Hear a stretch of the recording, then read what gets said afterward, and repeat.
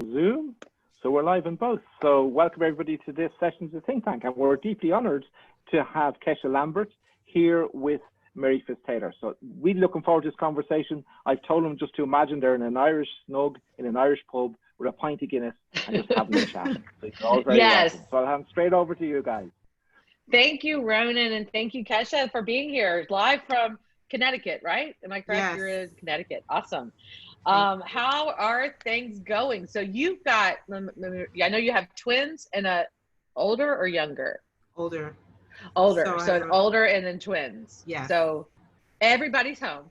Everybody is home, yes. And everybody's bored. Yes. No, we're trying to keep them busy, and I'm glad we live in a beach town, so that's good. You know. Oh, that's nice. Yeah. One of those rocky New England beaches, so we get to do that. But yeah, everyone's home. The twins. Yeah. The twins are getting in more video game time than I care to admit, but yeah. What are you going to do? I mean, Right. You have to. And you and your husband work together. Am I right about that? Yes. You guys work together in the business. So yeah, you're like a lot of my friends out there right now who are, not only quarantined, but now at home and now trying to, it's an interesting time, for those that work in small businesses with your spouse or your partner. It's like, okay, it's a lot of together time. A lot of together time. Yeah. So being so close to New York, where we know here in the States that was had a major impact and still is at the forefront of the impact because of just the nature of it being New York City, and with a lot of your clientele being there. Kind of, how are you guys negotiating now? Are you still not working at all in the city, and are people coming to you, or what's going on in your business right now, kind of pandemic wise? So there's very little demand to work in the city in terms of, so I recently resumed like shooting. And so we're doing mostly portraits. I do have some elopements or micro weddings, is what they're calling, on the calendar. People are actually actively booking micro weddings right now. And so, and it's an interesting time. I'll have a date where one couple is actually postponing, like contacting me to go through the process of moving their wedding date, and then I have another proposal in the system where someone's trying to book the exact date that they're postponing. Right. So it's just it's just a very it's a very interesting time, but we're adapting, and I think we're getting into a space where we're getting our rhythm, and I hope that things follow this pattern, that we get it together. Yeah, well, that's the plan. I mean, all of us. So let me ask you a couple of questions. When people started moving, postponing, whatever, how did you guys handle that? Because there was a lot of chatter out there, in the wedding groups and different things that I've seen, just, because obviously when all this happened, we kind of, I think all of us as small business owners, micro business owners, as we've learned, we're not just a small business owner anymore. We're like a micro business owner. Right. I was like, what the heck is that? Now I know. So how did you guys handle that? Were you guys coming at it from a place of, place of grace? Or were you like, well, we can't refund, but we're going to do what we can do? How did you guys handle that? Because you're predominantly, at least in my little corner of the world, you are known to me as being wedding, like these beautiful, gorgeous, this destination city weddings. I know you do portraits as well, in your town and for your couples, but how did you guys negotiate that space? And were there any challenges, and how did you work through them? So one of the things about a lot of our weddings is that they are these humongous weddings. A lot of them are large weddings that a lot of thought and planning and expense has gone into.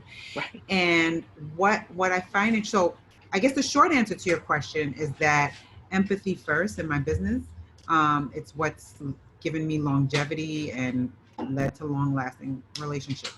I still am running a business, and I still need to make sure that we're here. But ultimately, my initial response is that I wasn't trying to, collect fees or anything like that. Those fees are not worth, right. You know. So you weren't trying to get the rest of the payment, but you were trying to negotiate with the deposit or retainer, I'm assuming. Right. So, but what we didn't even have to reach that point with a lot of people, and I think this might be built in, something inherent to weddings, is that when someone's putting all that thought and planning into a wedding, they want to have their wedding. Right. And so I would say like the majority of our couples postponed. They changed their date. Mm-hmm. And so most of them were just hoping for an accommodation to have the date change and that everything was still available for their new date, that kind of thing. Mm-hmm. I did have a couple of people who completely changed plans. So they decided to do a micro ceremony instead. Right. And they said one of them has booked their future, like they're going to have the big celebration next year. The other one is planning to, and they just were holding it as a credit for them when they decide to book this bigger celebration down the line. That makes sense. Yeah. And so that's how we've been handling it. I am also getting reports from couples that, part of the reason why we ended up not having to have a lot of difficult conversations or reach any kind of impasse or anything like that with couples is that everyone's practices across the different vendor categories vary. So I've been getting reports from couples of, especially from, as it relates to venues, entertainment companies like DJs and things like that they booked, that they were not able to get that there was less flexibility. So there was a lot of restrictions. Some were being restricted to weekdays for their rebooking. Some were being charged. Some were being charged fees. I've heard that. Yeah. So because of that, a lot of the couples, by the time they came to us and the way we were interacting with them, they were just very appreciative of the fact that we were pretty fluid and receptive to. Yeah. No, absolutely. That's a really great point. And I don't know. I don't do a ton of weddings anymore. We do maybe 10 or 12, maybe. And honestly, we didn't have that many booked this year. And now I'm kind of glad, just because we didn't have to deal with it. I was kind of bummed, I was like, wow, we haven't even booked our standard 12 weddings. When we opened 25 years ago, we were 75% weddings, but we've definitely transitioned more into portrait work because we're old. Kesha, that's why. It's just because we're old. But I don't see any old people. Stop it. Yay. I know my daughter would say, don't talk about my mom like that. Exactly. But you know how it goes. And that's okay. It's all in time. But we didn't have as many. But, we've always come from the school of thought that we always get a retainer when we held the date. We get a retainer.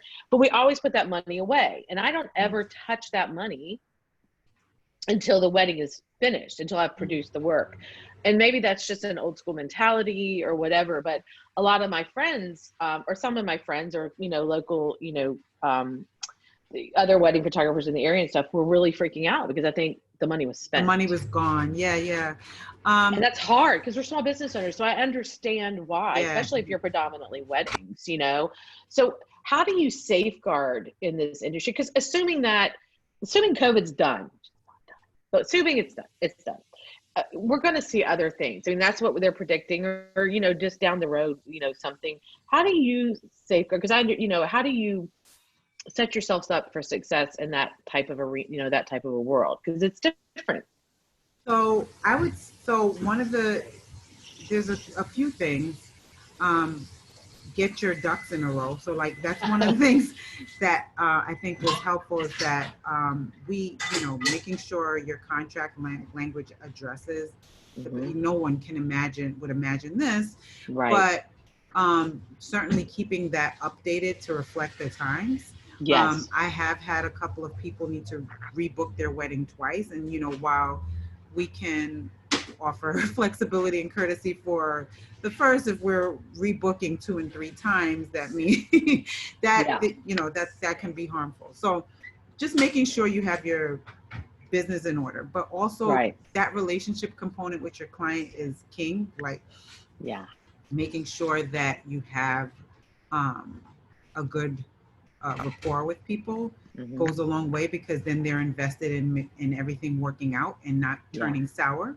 You want everyone to be invested in things going well.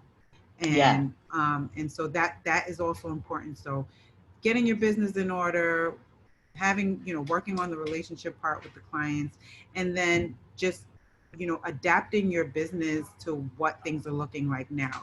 When as people are rebooking, and as people are, and as you're onboarding new clients, because as a wedding photographer, I'm booking 2022 and 2021. I'm talking to couples with future dated weddings, making sure your process is updated to reflect the time. Yeah, because I think probably a lot of us had acts of God, natural disasters. I mean, we all had. Now, all right, super secret here, right brain, left brain person. Kesha's also an attorney. You went to law school. You can practice law. You do practice law still some, right, in your town. But so you understand this. But those of us who did not do that, we all had these contracts. Well, none of us had pandemic. Right. Expressly stated. And there's a lot of, I know there's cases going on here now where people are like, nope, I signed that, but they are. And me, I honestly, the first whiff of that, I'm like, here's your check, take your money, bye. Because I'm not going to, over $1,000 or something. I'm just not going to do that. But I do have empathy for people that but that's how I bought groceries and paid my mortgage last month. That money is so gone, Financial planning is so important. I know a lot of us photographers would love to just take pictures all the time. I had one of the most I'd say life-changing, business-changing moments I had was at a conference a few years ago, Munaluchi Bridal Conference, and the Budgetnista spoke. And she gave a talk on financial planning, and she said some things that just really resonated with me about what it means to be a business owner. And I've always had this mentality. Right. I think I prioritized not just financial planning, but making sure the business operations component was intact, was on point. Yeah. And but that talk kind of shifted my mindset, because I used to be fearful of slow periods and things like that. But once you understand financial planning, money management, and you're anticipating and factoring in, you may not anticipate and factor in a pandemic, no one has, but if you are financial, if you are prepared for shifts, because part of being an entrepreneur is being able to handle those highs and lows. Yes, absolutely. And so I think that was a pivotal moment for me. It changed the way I approached. So what did she say that really, how it is sometimes you get those, I always call them those Oprah moments. I'm like, yes. And and I'm like, I can't write it down fast enough because I'll forget. But what was it that she said that made, because maybe somebody listening or somebody that listens to the recording later, because what is it that really resonated that made you really look at your processes and procedures and make sure you are? Because for us, I'll tell you what happened, and then you share yours.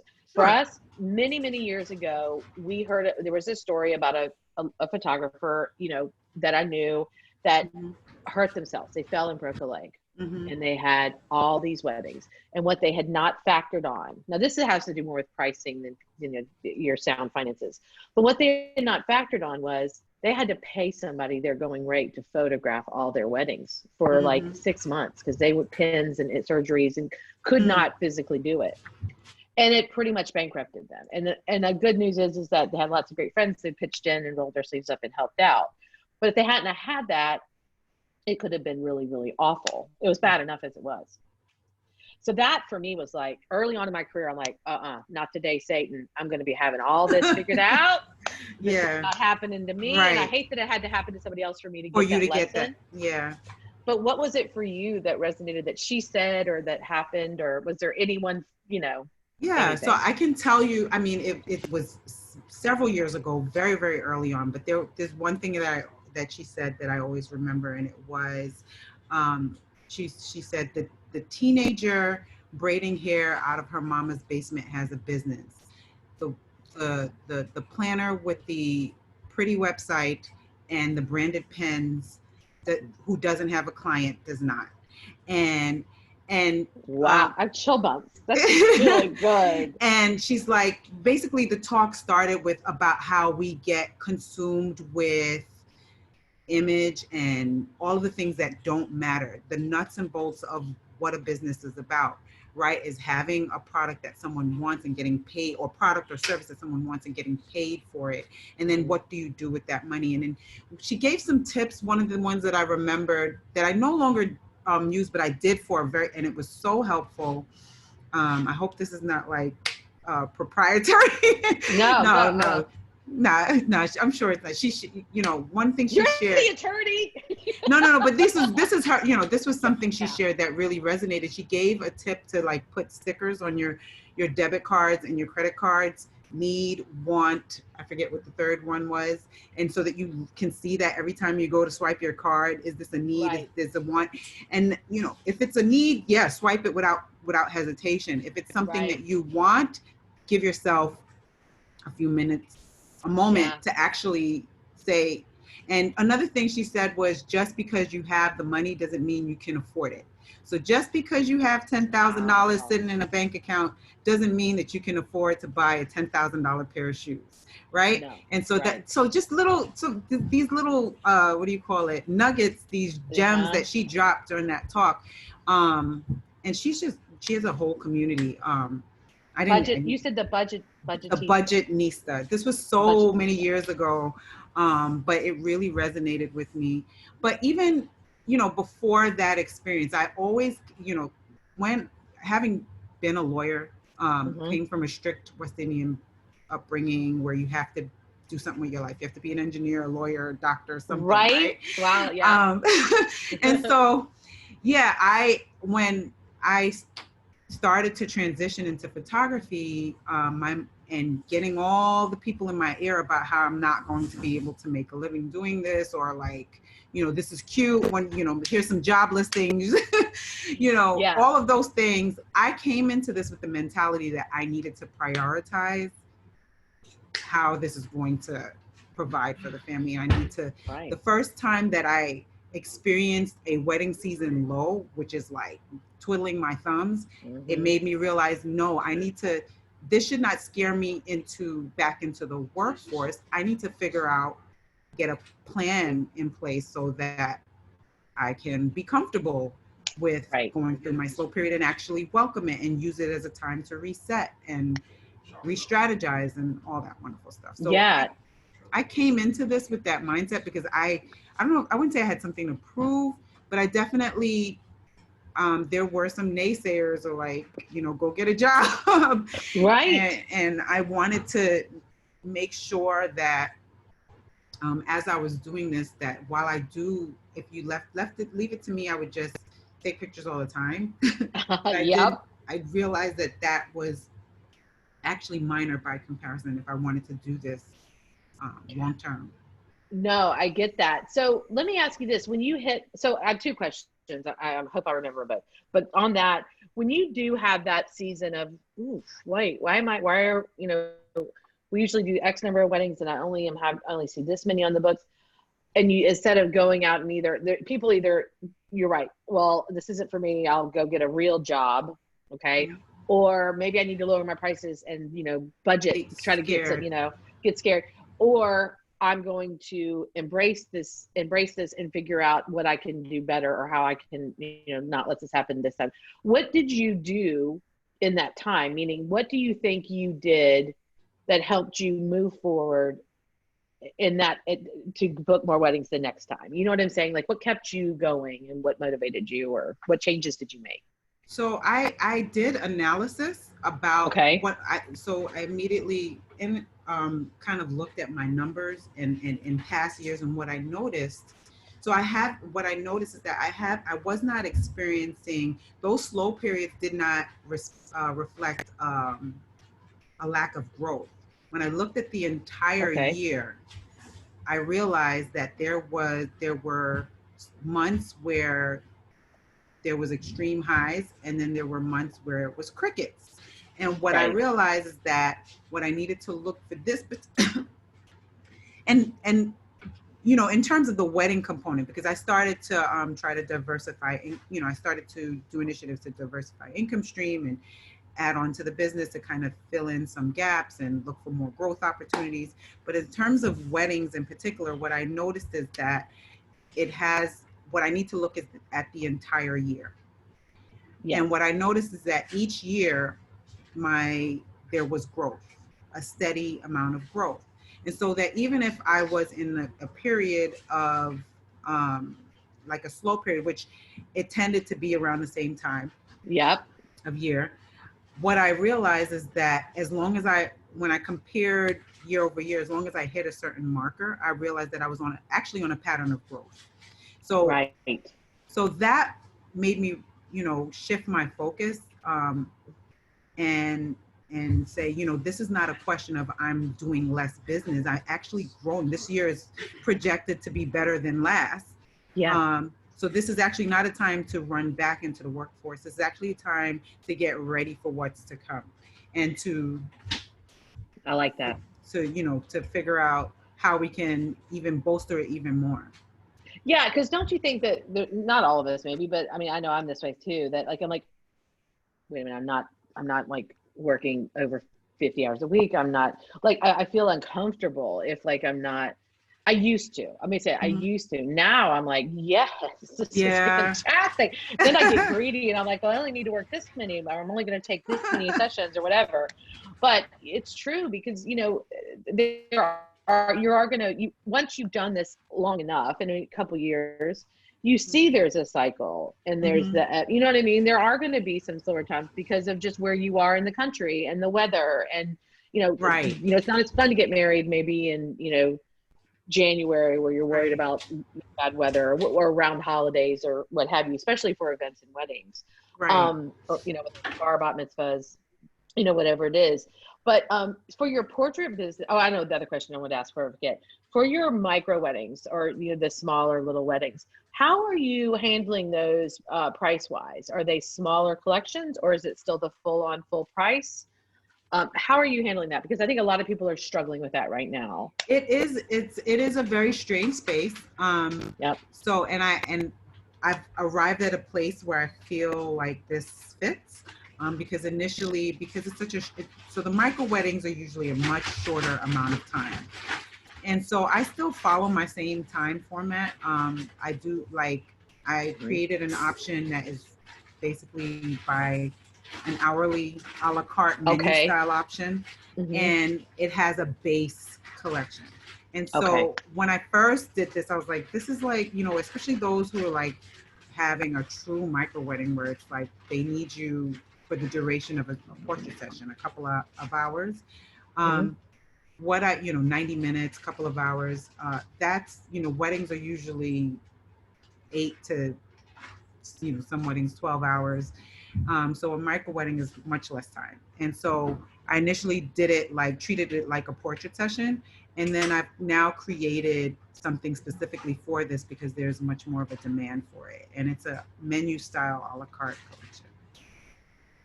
Okay, so you're able to keep the retainer they probably already paid.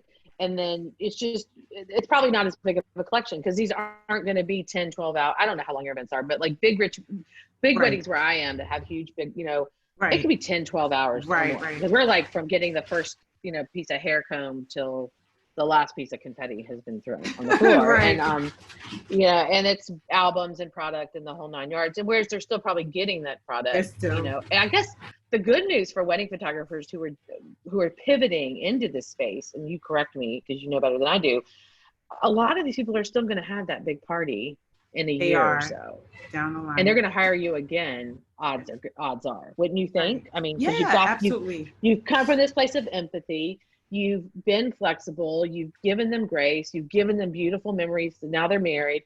Of course, now they're really tied to you. Like the bond and the relationship is stronger than ever, right? I love that. So when you talk about your portrait business, let's talk about like pivoting off of the wedding business. So if you're predominantly weddings and right now, and you're kind of like, okay, what am I going to do? Because I'm not sure what phase we're in and this and that, and when we're going to see weddings, when the weddings are going to come back. If they, who knows how they're going to come back, but they will come back. I believe that, but how, when and how, we don't know. Have you been doing any reaching out to your existing clientele, either those ones who haven't quite finished up albums yet, maybe doing some online selling or selling some portraits, or, you know, really trying to get out now that you can be out photographing your coming up clients, you know, really kind of pushing the engagement sessions so you get those sales and get that business coming in? Or have you done anything creative in that arena?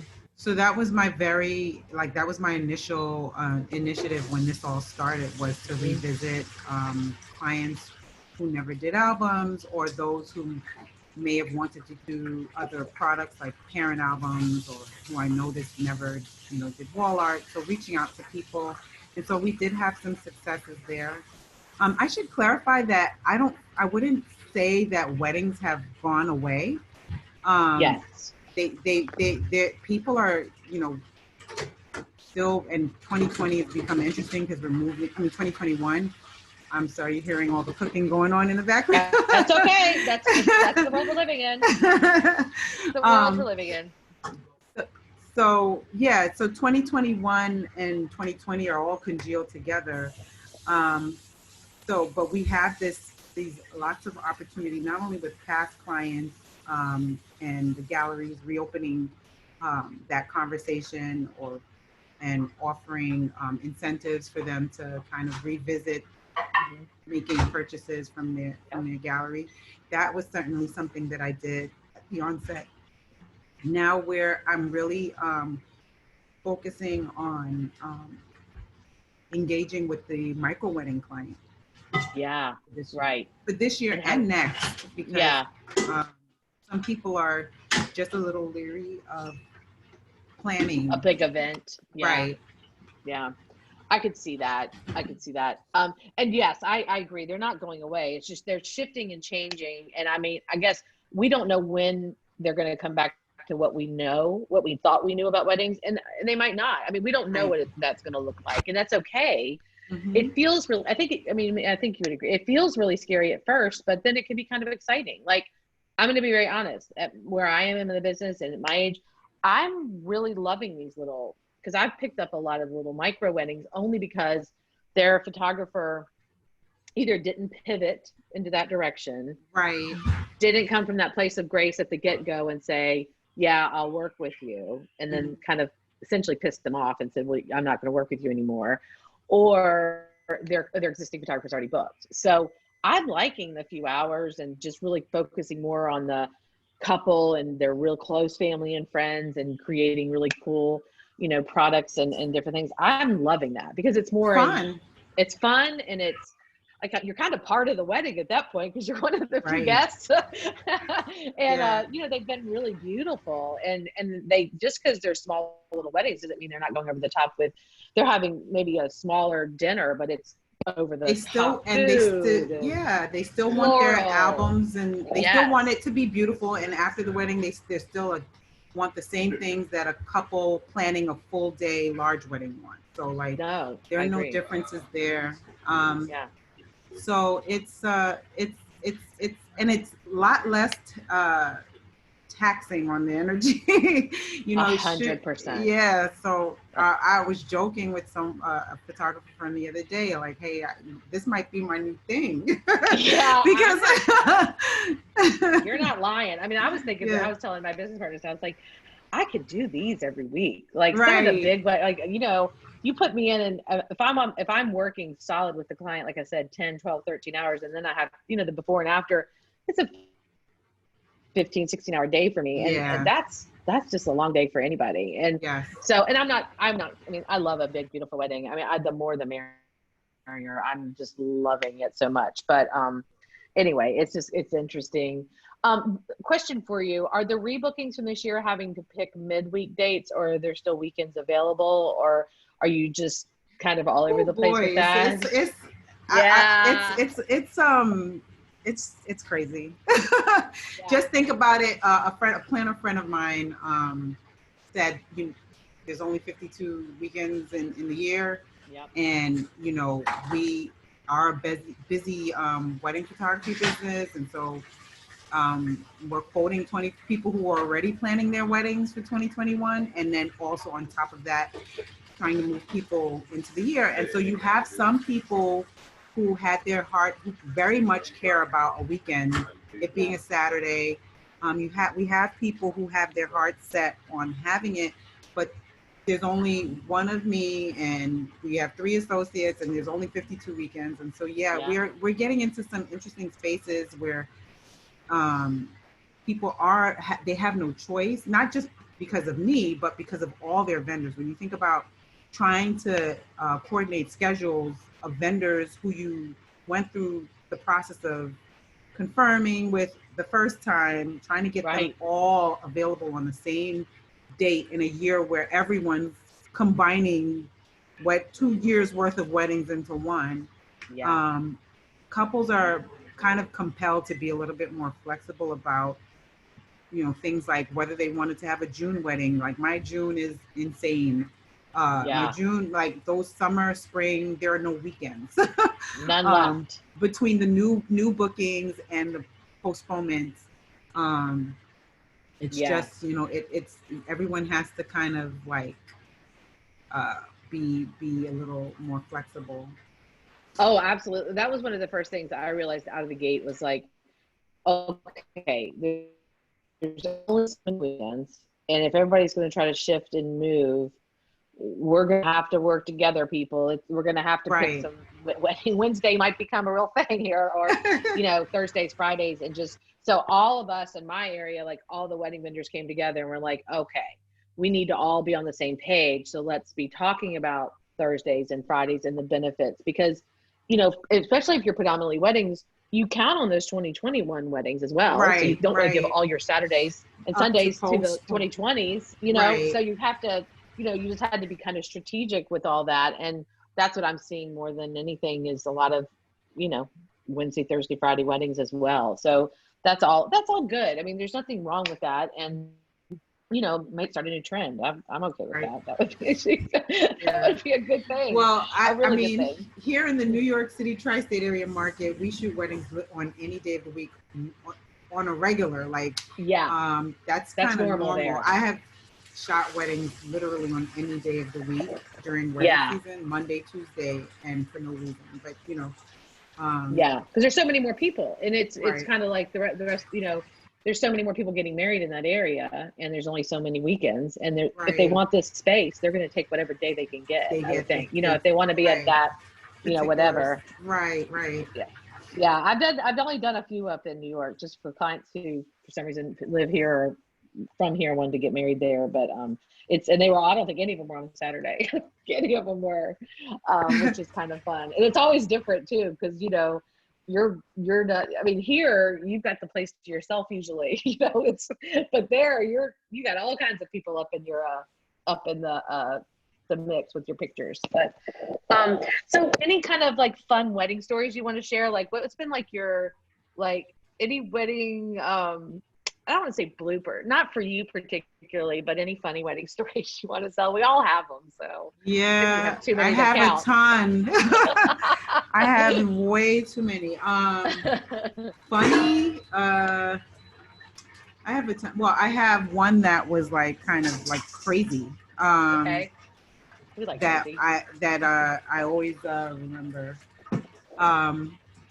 The craziest one was a guest flipped a table just as Was it Teresa Giudice? Was it what? The Real Housewife. I didn't get that one. Went over my head.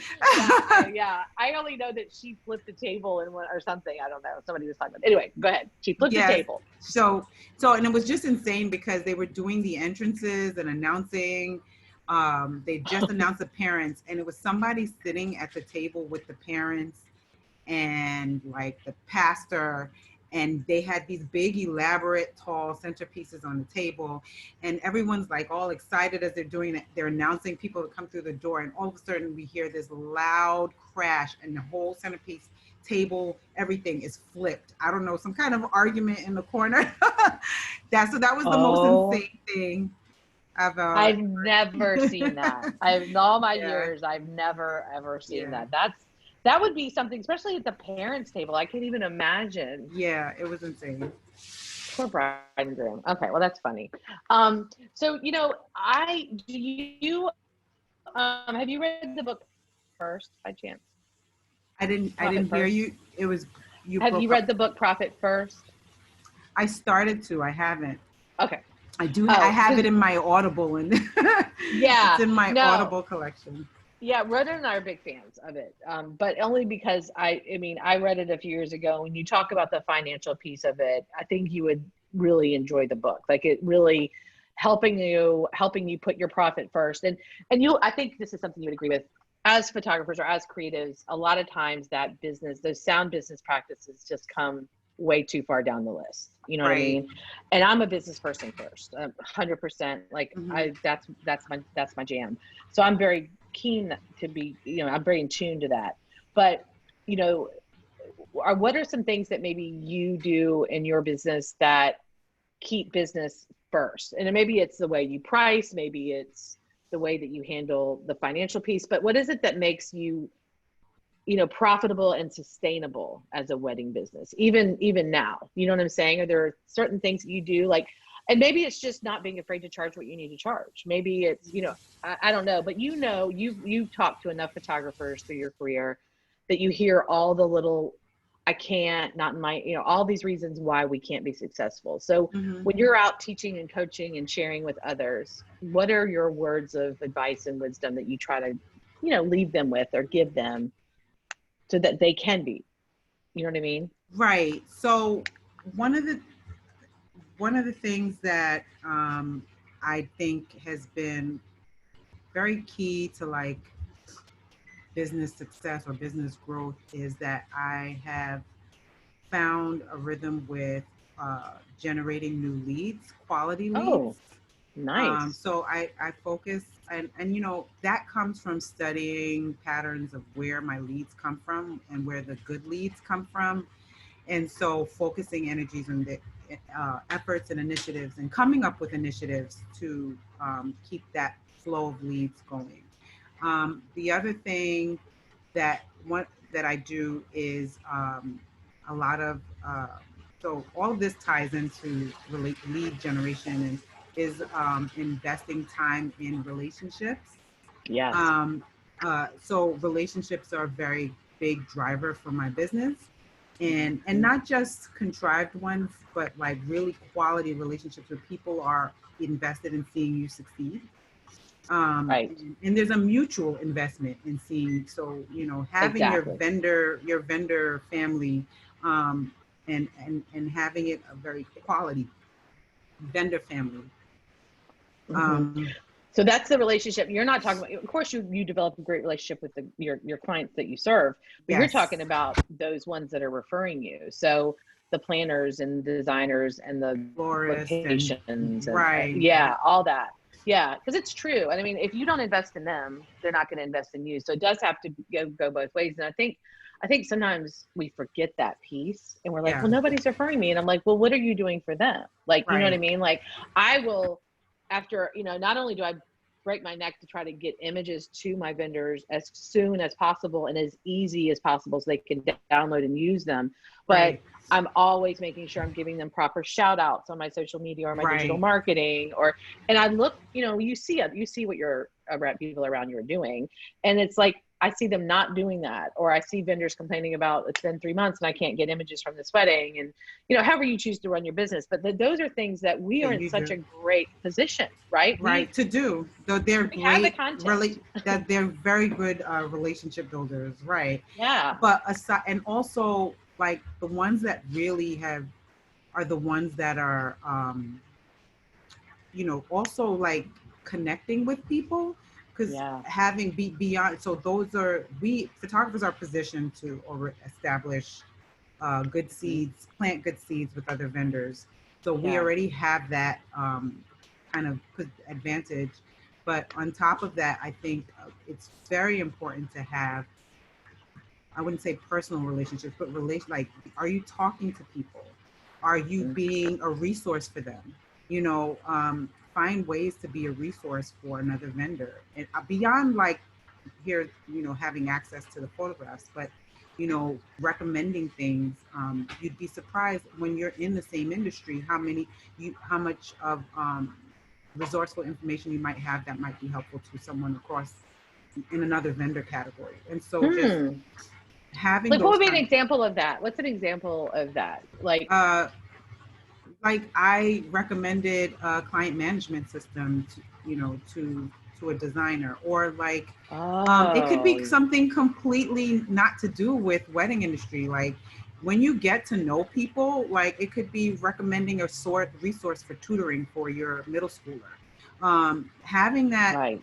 It could be, you know, if you have that kind of relationship with someone, you know, we are not like one dimensional. We all have experiences and backgrounds. Like a lot of photographers, I wouldn't say most, but a lot of photographers come from different backgrounds and have varying expertise. And that's something that, you know, somebody might be doing a home purchase or moving to another area and wondering what it's like. Well, hey, I know somebody in that area. Let me introduce you to this person whose kids are in, you know, having those kind of whose kids are around your age, or someone who does what you do in that area. Let me connect you. So just pouring into people. Friend. Yeah. Just like you would for your friends. Like, right. Treat them like you want to be treated. And I love that. And, you know, there's just not enough of that in the world. I mean, you know, it's beyond just liking a post or sharing it's beyond that. It's an actual investment in them that has nothing to do with you. Right. I mean, it does not benefit me to say, hey, I know you guys are, you know, we're looking for somebody. I have the great yard guy and like he's amazing and blah, blah, blah, blah. And I saw that and I want to, you know, give you that, you know, opportunity or whatever. Oh, I love that. And that's so incredibly true. Now, let me ask you this. If you are new, so say remember back when you were new at all this and you're like, yeah, but they have all these groups and I can't get in and I don't know how to meet these people. Like, I don't know how to meet with them and them see my work and feel my passion. And I don't know how to connect. How would you tell those newer people out there how to get that initial, you know, relationship started? Because it is hard and it's kind of, it's intimidating when you walk in and it's like everybody's friends and they're all referring each other and you're the new kid on the block, or, you know, you're just new in the industry. How do you kind of get your foot in the door? So, and you're talking to the biggest introvert ever. So that's great that you asked me that question, because I am too, believe it or not. I never would have guessed that. Girl. Yeah, check on your introvert friends who pretend like they're an extrovert. They're an extrovert. They're struggling right now. Yeah, you put me in a room though, Kesha. Like if we were like live somewhere, I'd be a wallflower. Like it's creepy. They're like, what's wrong with you? You're just frozen up.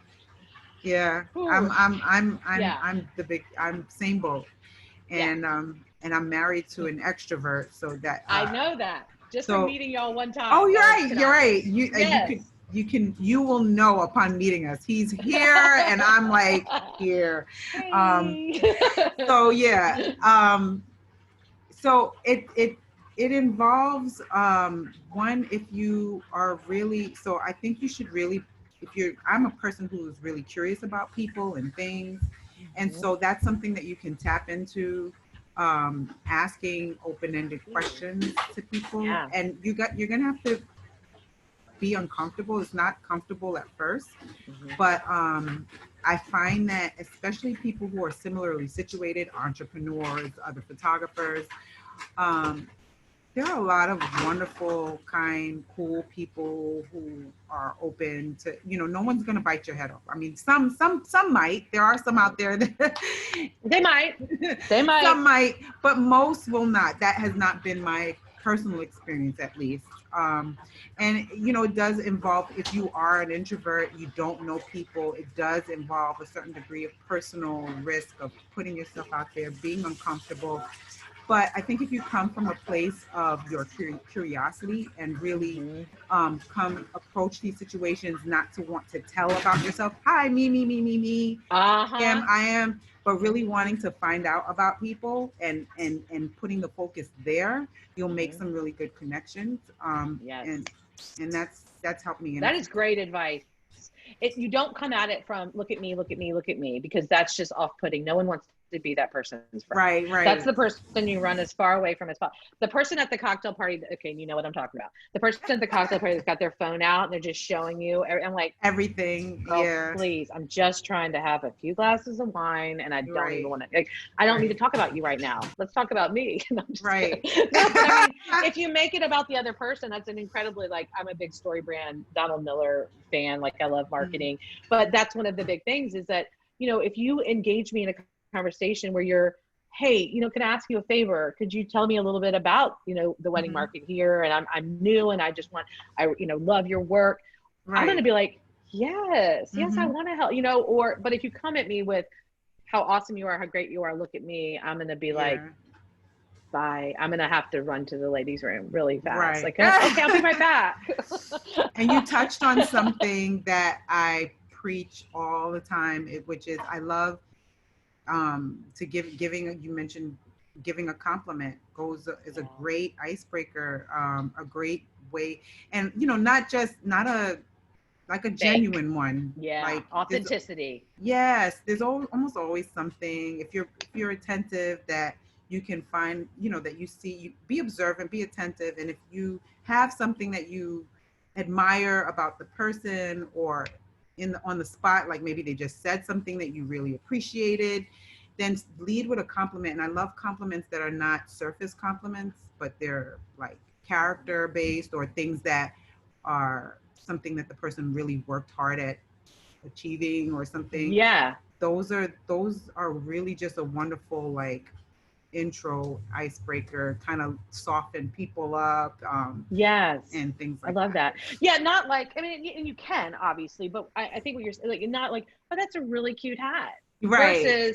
Versus, hey, I'm Mary, I want to introduce myself.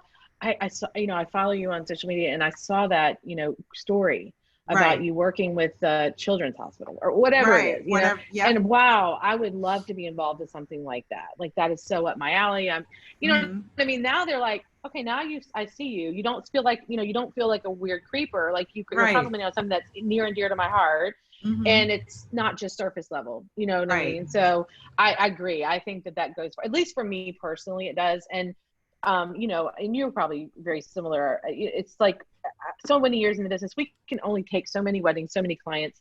And we also have a very nailed down style. So a lot of times I meet newer photographers and I want to help them. I want them to be successful. I want them to charge appropriately and treat their clients appropriately to raise the level of professional photography in my area. You know what I mean? Like I don't worry about competition that much. I mean, if you're better than me, then shame on me. I better up my game, you know, or get out. Like that's how I was raised. Like I was raised by one of those moms that was like, no, it was always my fault. And I was never a victim, you know, all these things. So, you know, one last question. I've taken so much of your time and I really appreciate it. I'm a big fan of your work and I'm a fan and I'm excited to see more.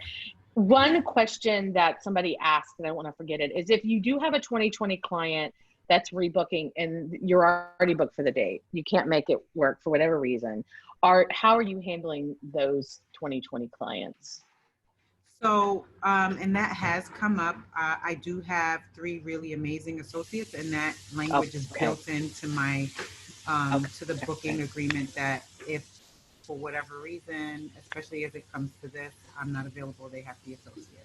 Okay. And see, there's a great point. So you heard her say, and we have the same thing for that very reason, that it's built into her contract. So they understand up front, if for some reason there has to be a change and I'm Kesha not available, you can use one of the Kesha Lambert associates who have been, and obviously they're vetted, they're these people. And we have the same thing. And even guys, if you're a solopreneur, and you speak on this too, I'm not putting words in your mouth, but even if you're a solopreneur, a few people I've coached, I'm like, come together with people in your area or within your radius that you trust them, trust their work, and you all become those associates so that it's already in your contract and you just pay them if they're available. So like, if we happen to have one, but I have 2 other people that we can refer to that I trust implicitly, they're amazing photographers in my area, and we do the same for them. So if we're available and my associate isn't, they're already booked, I can refer to this person or this person, and they have their own businesses, but that's okay. Like, it's still running through my studio. So, I mean, there's ways you can do that if you don't have several associates on staff on your staff. You can still have an associate program even if you don't have them on staff. There's more than one way to do it. I love that. I love you. You're so cute. I was going to wear a hat today, but I knew you would. And no, I'm just not as cute in my hat. So I'm going to tell you, okay, stop it. girl, okay, I'm going to tell you something. So when you did your amazing birthday shoot image and you released that image and the hat and the whole nine, the weekend before, I actually took some new images and I incorporated one of my hats. And then I was going to post it on the same day. And then your hat picture came out and I'm like, you better stop. I need to see this hat picture. You better stop it. I guess I'll take the compliment. No, and actually I posted something else. But I was like, wouldn't it be funny if I posted like, here's my hat picture. No, I mean, listen, I'm sure it was fly. I'm sure it was good. I mean, now I need to see it. Yeah, I will post it. People go, why are you got the fly? You got the really great hat portrait in the background there. So I know my little gondolier. This was photographed right outside. It was a WPPI. I was speaking years. I mean, Jax is 22, so you can see it was a long time ago, like 17 years ago. And it was right outside the Venetian, and I painted it and I entered it in image competition for PPA. And yeah, it's one of my favorites, and it hung in my dining room since. It's beautiful. It's beautiful. Oh my gosh. Love it. Ronan, did I miss any questions? He'll come back in and tell me if I missed something. Here I am. Hi guys. No, you've absolutely got every single question and amazing comments too on Facebook. Kesha, we've one person saying you're the most beautiful person they've ever seen. Oh wow. It wasn't me. It wasn't me. Well, that is so very kind. Thank you. So I don't wonder whether the cat or the hat thing is an introvert thing, because I'm an introvert too. So there's two of us talking we're about hiding. Hats, right? It's a way to hide. So what did I learn? I learned so much. So I learned it's about relationships with your clients.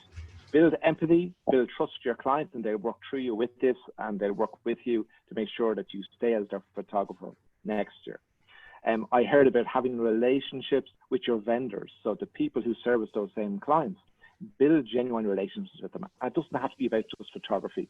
It can be about so many things that you can help them with, and you form those relationships and bonds of trust, so they start referring you as well. And the other thing I heard was have a relationship with your business.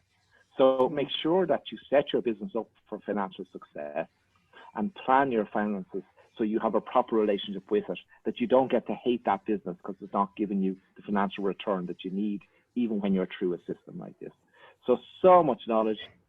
Absolutely loved having you here. It was a real honor to have you. And I know that Audrey Willard's conference is coming up soon, right? And both of you guys are speaking. We are! Yes, I know. Yay. I was so shocked. She had mentioned that and I was like, okay. And then I saw the thing and I'm like, oh my gosh, this is amazing. I can't wait. It's July 7th through 10th. And 7th, yeah. And so, just how do people find out about that?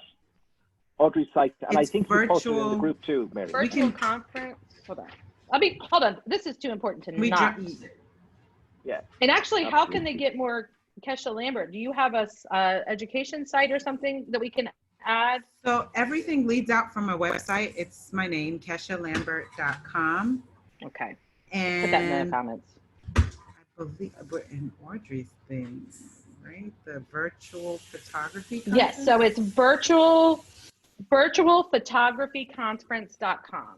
Yeah. I'm going to put that. Okay. Yes, and the lineup is insane. It's insane. Yeah. So very cool to be a part of it. I can't even understand. Yeah. I'm telling you. And then KeshaLambert.com, right? Yes. I'm going to put that in the comments for everybody. Okay, cool. So if you need more Kesha, that's where you can find her. I know she has a lot of tools and tips and things, coaching and different things for photographers specifically. Oh, good. When is that?